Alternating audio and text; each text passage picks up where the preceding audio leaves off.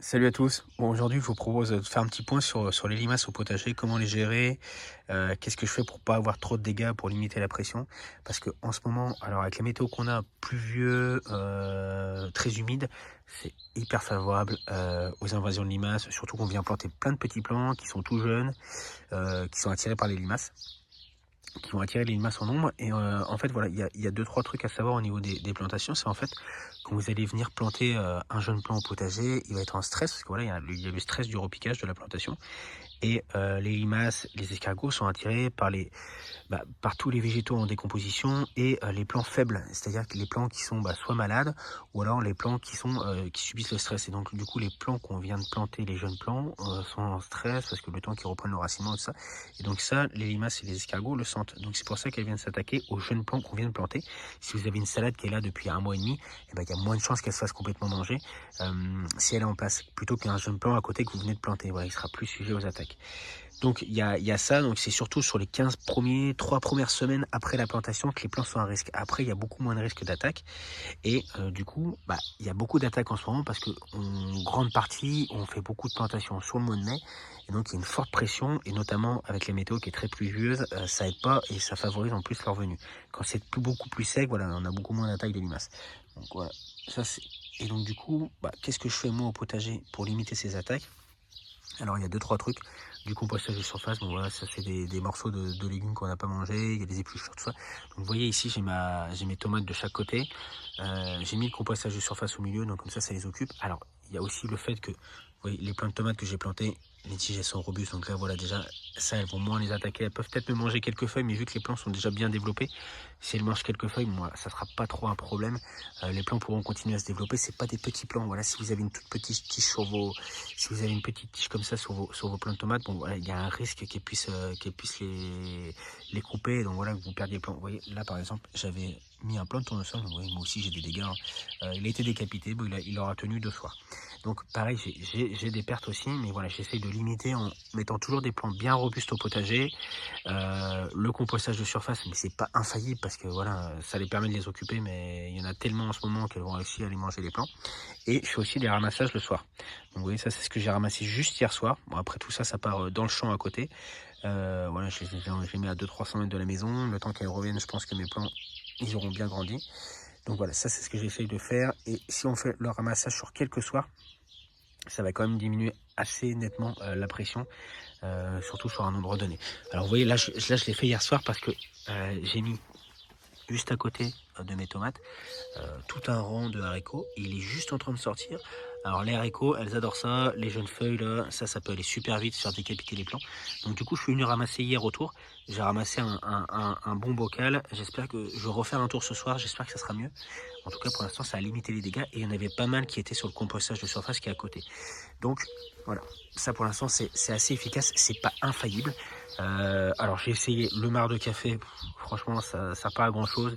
Parce que vu toutes les pluies qu'on a en ce moment, voilà, ça se dilue assez rapidement. Et on a vu, je vous avais montré dans l'expérience qu'on a fait au potager, le marc de café, surtout frais, c'est pas du tout bon pour la croissance des plants. Ça a plutôt même un effet inhibiteur.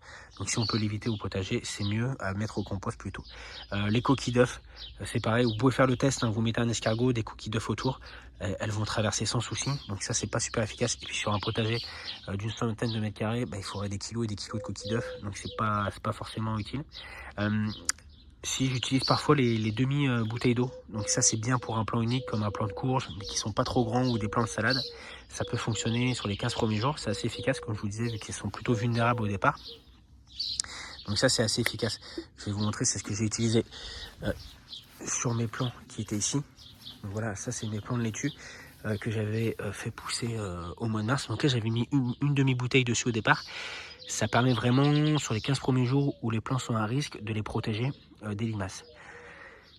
Et du coup, une fois que le plant s'est bien enraciné, qu'il subit un peu moins le stress, voilà, après il peut se développer, et là on a moins de pression au niveau des limaces. Alors là, vous voyez, elles viennent quand même, mais elles vont manger un petit bout de feuille, voilà, bon, c'est pas trop grave du coup. Vous voyez, il y en a même encore qui sont là ce matin. Elles font des petits trous, mais bon là c'est pas grave, le plant il arrive complètement à se développer, et là il est hors d'atteinte des limaces, voilà, il n'y a pas de risque de perte du plant. Pareil, les plants qui sont très fragiles aussi, c'est les cosmos, j'en ai perdu beaucoup. Donc j'avais fait beaucoup de semis, toujours faire plus de semis, voilà, parce que voilà, faut accepter aussi d'avoir une part de perte. Et ça va arriver à tout le monde. Il n'y a pas de méthode infaillible. Donc je vous disais, le marc de café, les cookies d'œufs, ça c'est pas forcément super utile. Qu'est-ce qu'il y a d'autre? La cendre. Alors la cendre, ça peut être assez efficace, mais pareil, même problème que les autres. Si on en met en quantité, ça va pas être bon pour le potager, parce que voilà, trop de cendre au potager, ça va être néfaste aussi. Et en plus avec la pluie, va vite se diluer. Donc voilà, je trouve que c'est pas une solution non plus super utile. Et vous voyez, il y en a partout des limaces. Hein. Là on est le matin. Et j'ai encore des gros morceaux sur mes petits pois. Et voilà, c'est pareil, sur des plants de petits pois qui sont comme ça. Là, c'est pas trop grave s'il y a... Vous voyez, même des escargots. Mais les plants maintenant sont bien développés, donc ça c'est... Ils sont plus à risque, et s'ils mangent 2-3 feuilles, voilà, c'est pas un problème, c'est pas un problème pour cela. Donc voilà, pour les petits pois, voilà, il y a moins de risques maintenant qu'ils sont bien développés. Et les laitues, quand elles sont à ce stade-là, donc ça c'est à peu près 4 semaines après la plantation pleine terre, des laitues qui avaient 6 feuilles. Là c'est pareil, elles sont moins à risque maintenant, il n'y a plus de risque, du coup je peux enlever les cloches et là elles vont pas se faire manger. Ça c'est bon à ce niveau-là. Et dans la serre, vous voyez, les plants de tomates, eux c'est pareil, hein. Quand ils arrivent à cette taille-là, il n'y a plus de risque non plus. Donc c'est surtout sur les jeunes plants qu'il faut vraiment faire attention. Et les plants de courgettes, j'essaie de les planter vraiment quand ils sont bien développés. Vous voyez là les plants de concombre. Donc ceux-là, je vais pas tarder à les planter. Le risque en fait c'est surtout qu'ils se fassent manger la tige.